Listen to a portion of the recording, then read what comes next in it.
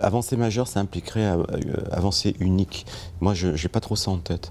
J'ai vraiment l'impression que c'est un champ qui bouge et qui bouge de plus en plus. On n'a jamais eu autant de nouveaux médicaments, on n'a jamais eu autant de recherches, on n'a jamais eu autant de manières de prendre en charge les patients. Les patients viennent de plus en plus souvent et de plus en plus tôt. Donc c'est un mouvement vraiment thérapeutique qui évolue. Je préfère ça plutôt qu'imaginer un changement majeur. Moi, je pense que les avancées majeures, elles sont d'abord du côté des neurosciences. Et la neurobiologie nous a permis de comprendre tous ces process très importants d'initiation, de phénomènes de récompense, de renforcement, de vulnérabilité initiale, de vulnérabilité à la rechute.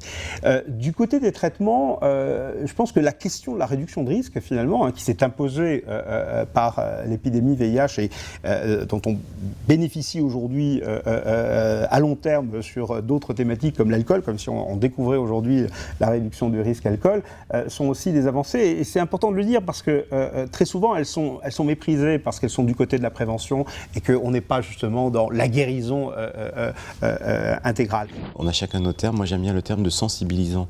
Chaque produit sensibilise aux autres. Et ça mène à la prévention. Donc peut-être que l'arrêt ou le contrôle du premier produit, donc a priori le tabac, pourrait permettre de fermer la porte à l'arrivée des autres. Donc c'est un peu ça, cette notion de sensibilisation qui fait aussi d'ailleurs qu'au lieu de parler d'un sevrage unique, on essaye de parler de sevrage global, où on essaye d'aider une personne à se dispenser de ces différentes substances qui l'amènent à l'échec.